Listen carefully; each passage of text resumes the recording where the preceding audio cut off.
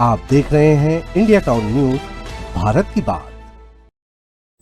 नमस्कार, स्वागत है आपका हमारे खास बुलेटिन खबरें राजनांदगांव में और मैं हूं आपके साथ निशा। चलिए खबरों की शुरुआत करते हैं, पर उससे पहले एक नजर आज की हेडलाइंस पर। राजनांदगांव में पोलियो अभियान जोर पर, 1,11,000 बच्चों को पिलाई जाएगी दवा, घर घर पहुंचेगी पोलियो की 2 बूंद।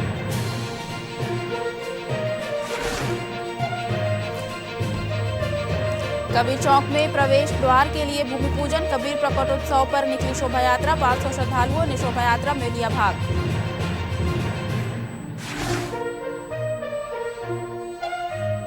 अवैध शराब पर बड़ी कार्रवाई, 10 पेटी महाराष्ट्र निर्मित शराब जब्त, चिचोला में शराब माफिया पर शिकंजा।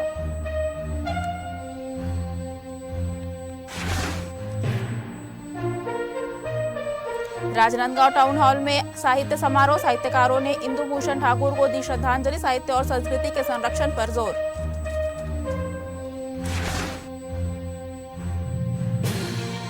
प्रशासन जनप्रतिनिधि टकराव, मोहल्ला मानपुर में सियासी संग्राम, 185 सरपंचों की नाराजगी, विधायक के आरोपों से बवाल। 2 बूंद जिंदगी के संदेश के साथ राजनांदगांव जिले में 28 से 30 जून तक चलने वाला जिला स्तरीय पल्स पोलियो अभियान अपने पूरे जोर पर है। सुबह की पहली किरण के साथ ही 28 जून को जिले के 447 पोलियो बूथों पर नन्हे बच्चों की भीड़ देखने को मिली। 0 से 5 वर्ष तक के बच्चों को पोलियो की जीवन रक्षक खुराक पिलाने का लक्ष्य इस बार 1,11,770 रखा गया है, यानी हर बच्चा सुरक्षित रहे, यही सबसे बड़ा संकल्प है।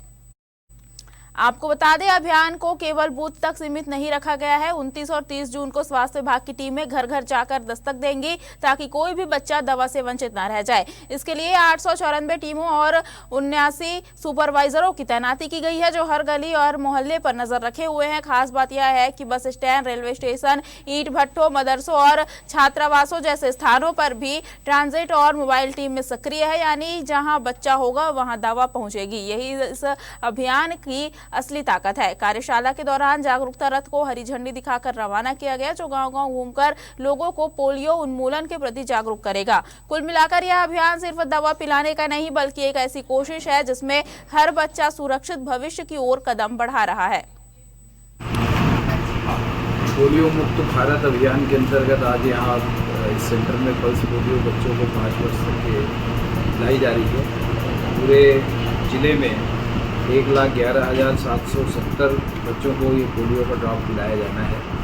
इसलिए पूरे ज़िले भर में 447 बूथ केंद्र बनाए गए हैं और लक्ष्य है कि सभी 1,11,770 बच्चों तक के हमारा जो ये हेल्थ का जो स्टाफ है वो केंद्रों में बुला कर उन बच्चों को ड्रॉप पिलाएंगे। उनमें से कोई बच्चे रह जाएंगे, उनको चिन्हांकित करके उनके घरों में पहुँचा करके ही ये ड्रॉप पिलाया जाएगा। जिस तरीके से ये राष्ट्रीय अभियान पूरे देश के अंदर गत कई वर्षों से चलाया जा रहा है, इसका परिणाम है कि भारत अब पोलियो मुक्त की ओर है। और मैं इस योजना, इस कार्यक्रम की पूर्ण रूप से सफलता की कामना करता हूं और अपने स्वास्थ्य विभाग के हमारे सीएमएचओ साहब यहाँ उपस्थित है, सारे अधिकारी कर्मचारी यहाँ उपस्थित है, पूरी टीम को इस अभियान में अपने योगदान के लिए अपनी ओर से धन्यवाद करता हूँ। उनके ही योगदान से हम पोलियो मुक्त भारत की तरफ आगे बढ़ रहे हैं। राजनांदगांव में आबकारी विभाग ने अवैध शराब के खिलाफ एक बार फिर सख्त रुख अपनाते हुए बड़ी कार्रवाई को अंजाम दिया। आपको बता दें, चिचोला वृत्त क्षेत्र में दबिश देकर टीम ने महाराष्ट्र निर्मित देशी संतरा शराब की 10 पेटियां जब्त की और एक आरोपी को मौके से गिरफ्तार किया।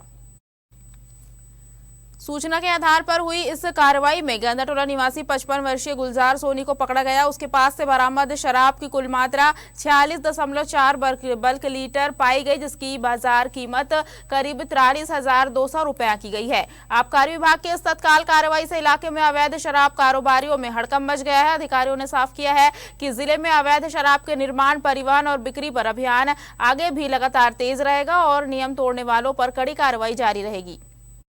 राजनांदगांव नगर निगम टाउन हॉल में स्वर्गीय इंदु भूषण ठाकुर की जन्म शताब्दी वर्ष के अवसर पर एक साहित्यिक कार्यक्रम का आयोजन किया गया। इस आयोजन में छत्तीसगढ़ के अनेक प्रतिष्ठित साहित्यकार, कवि और साहित्य प्रेमी बड़ी संख्या में शामिल हुए। कार्यक्रम का आयोजन साहित्य सृजन समिति द्वारा किया गया, जिसने इस अवसर को साहित्य और सांस्कृतिक चेतना के पुनर्जागरण के रूप में प्रस्तुत करने का प्रयास किया। उपस्थित वक्ताओं ने इंदु भूषण ठाकुर के साहित्यिक योगदान और उनके व्यक्तित्व पर प्रकाश डालते हुए उन्हें समाज को जोड़ने वाली प्रेरक शक्ति बताया। कार्यक्रम में साहित्यकार प्रभात मिश्रा ने वर्तमान समय में युवाओं और कला के बीच बढ़ती दूरी पर चिंता व्यक्त की। उन्होंने कहा कि तकनीक के बढ़ते प्रभाव के कारण लोग आपसी संबंधों से दूर हो रहे हैं, जबकि कला और संस्कृति समाज को जोड़ने का कार्य करती है। उन्होंने युवाओं से आग्रह किया कि वे साहित्य और कला से जुड़कर सामाजिक समरसता को आगे बढ़ाएं। वक्ताओं ने इस बात पर भी जोर दिया कि साहित्य केवल अभिव्यक्ति का माध्यम नहीं, बल्कि समाज में सहयोग, एकता और संवेदनशीलता विकसित करने का सशक्त साधन है। आज हमार मन के जो आगमन हो है मुख्य विषय तो हमार स्वर्गीय इंदु भूषण ठाकुर जी के जो आज जन्म शताब्दी वर्ष आवा है ना, वही स्मृति में हम आए हैं, जुड़ आए हैं। और साहित्य सृजन समिति जो ये आयोजन करे है वह बहुत बहुत मोर डाले मतलब बहुत बधाई है, शुभकामना है कि ओमन यहाँ एक पुनीत प्रयास करे है। और साथ ही साथ हमन यहाँ आज जो सुरता करा था इंदु भूषण जी के ओकर जो योगदान है, ओकर जो कृतित्व है, ओकर जो व्यक्तित्व है, ओकर कई सारा जो पहलू है, आज वाला हमन सुरता करा था ताकि हमारी जो भावी पीढ़ी है और जो वर्तमान पीढ़ी है ओकर से वह प्रेरणा ले सका है और ऐसे सृजन कर सका है, वह ऐसे रचना कर सका है कि हमारा समाज जीवन ला कहीं ना कहीं समरसता के भाव मिला है, समन्वय के भाव मिले, एक दूसरे से जुड़ मिल के चला है और हमारे प्रदेश आगू बढ़ाए, हमारे देश आगू बढ़ाए, यही भावना लेकर हम आज आए हैं संस्कार रानी। सतगुरु कबीर साहिब के 628वें प्रकटोत्सव के अवसर पर रविवार को शहर में कबीर पंथ समाज द्वारा भव्य कार्यक्रम आयोजित किया गया। इस दौरान कबीर चौक में प्रस्तावित कबीर प्रवेश द्वार के निर्माण के लिए भूमि पूजन किया गया, जिसमें पूर्व सांसद अभिषेक सिंह मुख्य अतिथि के रूप में शामिल हुए।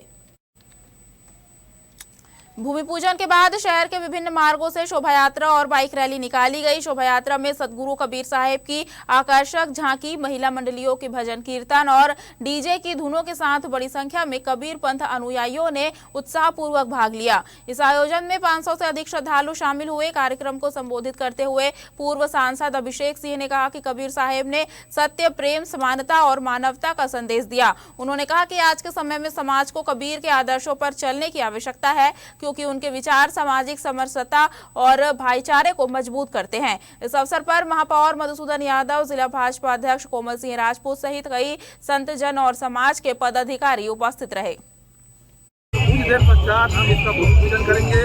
भूमि पूजन के पश्चात संपूर्ण कबीर पंथ समाज प्रमुख मार्गों से होते हुए जी रोड से पोस्ट ऑफिस चौक, कामकी लाइन, भारत माता चौक, जय स्थल चौक होते हुए अंत में नदई चौक में हम लोग सामुदायिक भवन में कार्यक्रम का समापन करेंगे। और वहाँ पर जितने भी हमारे संत समागम हैं उनके लिए भोजन प्रसादी की व्यवस्था है। साहेब बंदगी साहेब। राजनांदगांव जिला में सतगुरु कबीर साहिब का प्रगट्य उत्सव बड़े भव्य रूप से मनाया जा रहा है एवं आज यहाँ सतगुरु कबीर साहिब द्वार का निर्माण होने की भूमि पूजन भी संपन्न हो रहा है। और यही संदेश है हमारे जो 16वें वंश गुरु पंचल गुरु मुनीराम साहिब का जो जीव दया और आत्म पूजा, इसी रूप से सब एक साथ मिलकर एक संग होकर यह कार्यक्रम आयोजित कर रहे हैं। बहुत ही हर्ष और उल्लास का अवसर है और इसी प्रकार साहिब का यह प्रगट्य उत्सव का महोत्सव हर वर्ष इसी प्रकार धूमधाम से संपन्न होता रहे, यही आशा है। राजनांदगांव के लखोली जनता कॉलोनी में सड़क की बदहाली ने लोगों को ऐसा मजबूर किया कि उन्होंने इंतजार छोड़ खुद ही मोर्चा संभाल लिया। महीनों से गड्ढों में तब्दील हो चुकी सड़क पर ना तो डामरीकरण हुआ और ना ही मरम्मत, जिससे आवागमन लगातार जोखिम भरा बनता गया। स्थानीय निवासियों का कहना है कि कई बार शिकायतें दर्ज कराने के बावजूद प्रशासनिक स्तर पर कोई ठोस कार्रवाई नहीं हुई। हालात इतने बिगड़े कि बारिश और रोजमर्रा की आवाजाही के बीच दुर्घटना का डर बढ़ता चला गया। आखिरकार वार्डवासियों ने सामूहिक श्रमदान का रास्ता चुना। लोगों ने अपने स्तर पर निर्माण सामग्री मंगवाकर गड्ढों को भरना शुरू किया और सड़क को कुछ हद तक समतल किया। यह पहल भले ही अस्थायी राहत हो, लेकिन इसने प्रशासनिक उदासीनता पर बड़ा सवाल खड़ा कर दिया है। वक्त हो चुका है छोटे से ब्रेक का। बने रहिए इंडिया टाउन न्यूज के साथ। क्या आप बाल झड़ने से परेशान हैं? अब अपनाइए प्रकृति की शक्ति, पाइए घने चमकदार बाल और खूबसूरत दमकती त्वचा। प्रकृति का वरदान Rukhsana shine herbal beauty combo kit प्राकृतिक जड़ी बूटियों से तैयार। अब पाइए खूबसूरत चमकते बाल और त्वचा। हर्बल गुणों से भरपूर ये कॉम्बो आपके बालों और त्वचा की देखभाल में मदद करता है। अब उपलब्ध Amazon, फ्लिपकार्ट और नीचे दिए गए लिंक पर अभी ऑर्डर करें और हर्बल केयर का अनुभव लें। राजनांदगांव जिले के ग्रामीण इलाकों में सड़क सुरक्षा का एक गंभीर मुद्दा सामने आया है। आपको बता दें, मुख्य मार्गों से जुड़े कई गांवों में सड़कों के किनारे उगी झाड़ियां अब सिर्फ हरियाली नहीं बल्कि खतरे की दीवार बनती जा रही है। मोहड़, हल्दी, सिंगदई और भंवरमरा की सड़कों पर हालात ऐसे हैं कि मोड़ आते ही दृश्यता लगभग खत्म हो जाती है। सामने से आ रहे वाहन अचानक दिखते हैं, जिससे दोपहिया चालकों और स्कूली बच्चों के लिए हर सफर एक जोखिम भरा अनुभव बन गया है। ग्रामीणों का कहना है कि बारिश के मौसम में यह समस्या और बढ़ जाती है, क्योंकि झाड़ियां तेजी से फैलकर सड़क के हिस्से तक आ जाती है। कई जगह तो ऐसा लगता है जैसे सड़क कम और जंगल ज्यादा हो गया हो। इस संबंध में स्थानीय लोगों ने मांग की है कि जल्द से जल्द सड़क किनारे की झाड़ियों की साफ सफाई और नियमित कटाई की व्यवस्था की जाए, ताकि ग्रामीण क्षेत्रों में सुरक्षित और सुगम आवागमन सुनिश्चित हो सके। राजनांदगांव जिले के चुईखदान क्षेत्र में उस वक्त माहौल खास बन गया जब छिंदारी बांध रोड के पास ग्रामीणों के बीच जागरूकता का एक अलग ही रंग देखने को मिला। जिला विधिक सेवा प्राधिकरण के निर्देश पर आयोजित इस अभियान में नशा मुक्ति, कानूनी सहायता और साइबर सुरक्षा जैसे गंभीर विषयों को बेहद सरल और असरदार तरीके से लोगों तक पहुंचाया गया। कार्यक्रम में पीएलवी सनील कुमार ने ग्रामीणों को समझाया कि नशा सिर्फ एक आदत नहीं बल्कि पूरे परिवार और समाज को भीतर से खोखला कर देने वाली समस्या है। उन्होंने युवाओं को चेताया कि गलत संगति और नशे की लत भविष्य को अंधकार में ढकेल सकती है, इसलिए समय रहते सावधान होना जरूरी है। इसी दौरान यह भी संदेश दिया गया कि अगर समाज को नशा मुक्त बनाना है तो सिर्फ कानून नहीं बल्कि हर परिवार की सक्रिय भागीदारी जरूरी है। बच्चों को सही दिशा देना और उन्हें सकारात्मक गतिविधियों से जोड़ना इस लड़ाई का सबसे मजबूत हथियार बताया गया। कार्यक्रम में कानूनी अधिकारों की भी जानकारी दी गई, जिसमें निःशुल्क विधिक सहायता और राष्ट्रीय विधिक सेवा प्राधिकरण की योजनाओं का जिक्र किया गया। छुईखदान अंतर्गत संकुल संडी क्षेत्र के शासकीय प्राथमिक शाला पंडरिया में शनिवार का दिन शिक्षा के साथ संस्कारों का जीवंत उत्सव बन गया। यहां कबीर शनिवार गतिविधि के तहत बैगलेस डे का आयोजन न सिर्फ पढ़ाई से अलग अनुभव लेकर आया, बल्कि बच्चों को संत कबीर दास के विचारों से जोड़ने का एक अनोखा प्रयास भी साबित हुआ। कार्यक्रम के दौरान महान संत कबीरदास की जयंती गरिमामय माहौल में मनाई गई। संस्था प्रमुख शिवांगी पशीने और शिक्षकों ने बच्चों को कबीरदास के जीवन, उनके विचारों और समाज सुधार के संदेशों से विस्तार से परिचित कराया। बच्चों ने कबीर की साखियों के माध्यम से सरल जीवन और सामाजिक समरसता का संदेश भी समझा। इस मौके पर कबीर पंथ से जुड़े कार्यकर्ता भी मौजूद रहे, जिन्होंने बच्चों व संत कबीर की शिक्षाओं की गहराई से अवगत कराया और उनके विचारों को आज के समय में प्रासंगिक बताया। कार्यक्रम का सबसे खास आकर्षण रहा न्योता भोजन, जिसका आयोजन शाला प्रबंधन समिति की उपाध्यक्ष डूबिन भाई मानिकपुरी द्वारा किया गया। बच्चों ने सामूहिक भोजन का आनंद लेते हुए इस दिन को और भी यादगार बना दिया। मौला मानपुर अंबागढ़ चौकी जिले में प्रशासन और जनप्रतिनिधियों के बीच टकराव अब खुलकर सियासी रंग लेता दिख रहा है। 185 सरपंचों की नाराजगी के बीच स्थानीय राजनीति में उस वक्त हलचल बढ़ गई जब विधायक इंद्र शाह मंडावी ने प्रेस वार्ता कर प्रशासन और सत्ता पक्ष से जुड़े लोगों पर गंभीर आरोपों की झड़ी लगा दी। विधायक इंद्र शाह मंडावी ने जिला प्रशासन, जिला पंचायत और भाजपा जिला अध्यक्ष पर भ्रष्टाचार, कमीशनखोरी और निर्माण कार्यों में गड़बड़ी के गंभीर आरोप लगाए। उन्होंने दावा किया कि बाहरी ठेकेदारों को फायदा पहुंचाया जा रहा है और अवैध रेत कारोबार को संरक्षण मिल रहा है। विधायक ने 185 सरपंचों की नाराजगी को भी जायज ठहराते हुए प्रशासन के खिलाफ संयुक्त आंदोलन की चेतावनी दे दी है। वहीं जिला पंचायत अध्यक्ष और भाजपा जिला अध्यक्ष ने इन आरोपों को सिरे से खारिज कर दिया है। विधायक द्वारा बार बार महिला अधिकारियों का जिक्र किए जाने पर जिला पंचायत अध्यक्ष ने कड़ी आपत्ति जताई। उन्होंने इस मुद्दे से भटकाने वाला और महिलाओं को निशाना बनाने वाला बयान बताया। उनका कहना था कि भ्रष्टाचार के आरोपों से ज्यादा यह भाषा महिलाओं के प्रति सोच को दर्शाती है और इसे राजनीतिक बयानबाजी नहीं माना जाना चाहिए। फिलहाल जिले की राजनीति आरोप प्रत्यारोप के बीच गर्मा गई है। 185 सरपंचों की नाराजगी और विधायक के आंदोलन की चेतावनी ने प्रशासनिक हलकों में हलचल बढ़ा दी है। अब देखना होगा कि यह सियासी टकराव आगे किस मोड़ पर जाता है, समाज की ओर या टकराव की ओर। देखिए, मैं आज ही देखा है मैंने भी प्रेस वार्ता, और मैं बस इतना कहना चाहूंगी कि अभी विधायक जी बहुत खाली हैं और ज्यादातर उनका कार्यक्रम शादी में जाते हैं, शादियों में जा रहे हैं और कहीं कहीं जो कार्यक्रम कम हो गए क्योंकि विपक्ष के विधायक हैं। तो खाली समय में इंसान क्या करता है, दूसरों के ऊपर आरोप लगाता है और बस वही वो काम कर रहे हैं।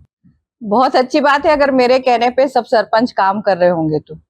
और रही बात जिला पंचायत में, मेरे पास कोई वित्तीय पावर तो है नहीं और ना मैं ठेकेदारी करती हूँ, ना मेरा कोई आदमी है जो ठेकेदारी करता है। ये आप लोगों के माध्यम से मुझे पता चली है, बट जो उनकी मांगे थी खासकर निर्माण कार्य के भुगतान में विलम्ब के संबंध में, तो इस संबंध में मैंने जो है जिला स्तर से 5 सदस्यीय जो समिति है वो गठित कर दिया है और हम ये जानने का प्रयास करेंगे उस जांच कमेटी के माध्यम से कि विलम्ब का क्या कारण है और ऐसे क्या इश्यूज हैं जिसकी वजह से जो है नस्तियां विलम्ब से जा रही हैं। तो डेफिनेटली वो जांच के पश्चात उस पर कार्रवाई भी होगी और सुधारात्मक स्टेप भी लिए जाएंगे।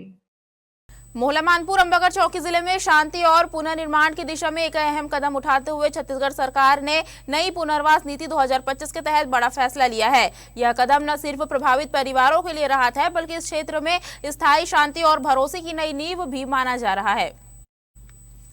जिला स्तरीय पुनर्वास समिति की हालिया बैठक में कुल 7 लोगों के जीवन में नई शुरुआत की राह खोली गई है। इनमें 5 नक्सल पीड़ित और 2 आत्मसमर्पित नक्सली शामिल हैं जिन्हें सरकारी नौकरी देने की मंजूरी दी गई है। इसके साथ ही एक पीड़ित परिवार को 15 लाख रुपए की आर्थिक सहायता देकर उन्हें स्थिर जीवन की ओर बढ़ाने में मदद की गई है। कलेक्टर की अध्यक्षता में हुई इस बैठक में प्रशासन और पुलिस के वरिष्ठ अधिकारियों ने मिलकर यह तय किया कि हिंसा से प्रभावित लोगों को सिर्फ राहत नहीं बल्कि आत्मनिर्भर भविष्य भी दिया जाए। कलेक्टर ने पीड़ित परिवारों से सीधे संवाद कर उनकी समस्याएं सुनी और उन्हें विभिन्न सरकारी योजनाओं से जोड़ने के निर्देश दिए। वहीं पुलिस अधीक्षक ने स्पष्ट किया कि इस नीति का उद्देश्य सिर्फ पुनर्वास नहीं बल्कि उन लोगों को समाज की मुख्य धारा में सम्मानजनक वापसी दिलाना है जिन्होंने हिंसा छोड़कर विकास का रास्ता चुना है। हमारे खास बुलेटिन खबरें राजनांदगांव में फिलहाल इतना ही। अब मुझे दीजिए इजाजत और आप देखते रहिए इंडिया टाउन न्यूज, भारत की बात। नमस्कार। आप देख रहे हैं इंडिया टाउन न्यूज, भारत की बात।